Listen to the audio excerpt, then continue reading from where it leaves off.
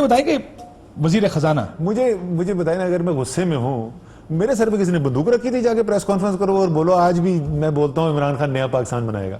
वो मेरे दिल की आवाज है जो मैं बोल रहा हूँ यार। दिल की आवाज, सर ये आपकी बात ठीक है सर, आपकी दिल की आवाज तो है, लेकिन उस दिल की आवाज के साथ साथ आपकी एक अपनी अंदरूनी आवाज असद उमर के लिए भी है। सही।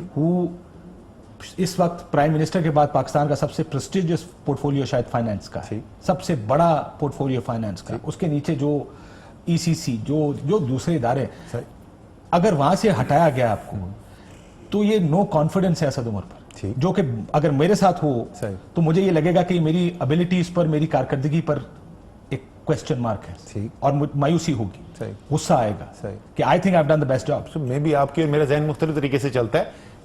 मैं ये कहता हूं कि मुझे ये जिम्मेदारी दी गई, ये बहुत बड़ा प्रिविलेज था, मैं को अपनी टेकन फॉर ग्रांटेड नहीं कर सकता। ये तो मेरा हक था, मुझे मिलना ही चाहिए था, एक बहुत बड़ी जिम्मेदारी थी, इसलिए मैंने जो अपने ओपनिंग बैट्समैन वाली बात की थी वो इसलिए की थी। और खास तौर पे जिस हालत में मईशत खड़ी थी उस वक्त वो जिम्मेदारी देना जो है वो बहुत बड़ी। ये कोई जबरदस्ती नहीं है कि अब ये जिम्मेदारी मिली है तो अब ये मेरी है, ये मेरी जागीर है और मेरे पास रहेगी। सबसे मुश्किल फैसला क्या किया आपने? सबसे मुश्किल फैसला मैंने क्या किया एज फाइनेंस मिनिस्टर? मेरे ख्याल में सबसे मुश्किल फैसले तो हमने ये किए कि नया इलेक्शन जीत के आए में अब आसमान पे अवाम की उम्मीदें, और हमने ये फैसला किया कि हम पॉपुलिस्ट सियासत इसको नहीं करेंगे। जो हम समझते हैं अवाम की दूर रस बेहतरी के लिए वो फैसले करेंगे, और शोहरत के लिए अपनी फैसले नहीं करेंगे। मेरे ख्याल में सबसे बड़ा फैसला, मुश्किल फैसला वो था। गलत फैसला क्या किया पिछले 8 देखिए, मैं आपको सच्ची बात बताऊं, मैं दूसरों के फैसलों को भी, मैं ये सेकंड हैंड जो है ना वो तुमने गलत किया, मैं ये तो कह सकता हूं में तो आसान है ना। वही मैं इसलिए मैं बोलता हूं कि यार ये फैसला जो है इससे बड़ी कामयाबी मिली, ये फैसला जो है इससे इतनी कामयाबी नहीं मिली, ये तो हो सकता है, लेकिन मैं सही गलत फैसले नहीं कहता हूं। और ये मैं सिर्फ अपने लिए नहीं कह रहा, मैं दूसरों के लिए भी कह रहा हूं। आपको लगा आईएमएफ में डिले करना ये सबसे बड़ी वजह बनी आपके जाने की? वो हो सकता है मेरी जाने की वजह बनी हो, लेकिन मैं आज भी उस पे बात पे आज भी यकीन रखता हूं कि जो मैंने अपनी तमाम फैक्टर्स को देखते हुए जो मैंने फैसला किया वो बेहतर फैसला था।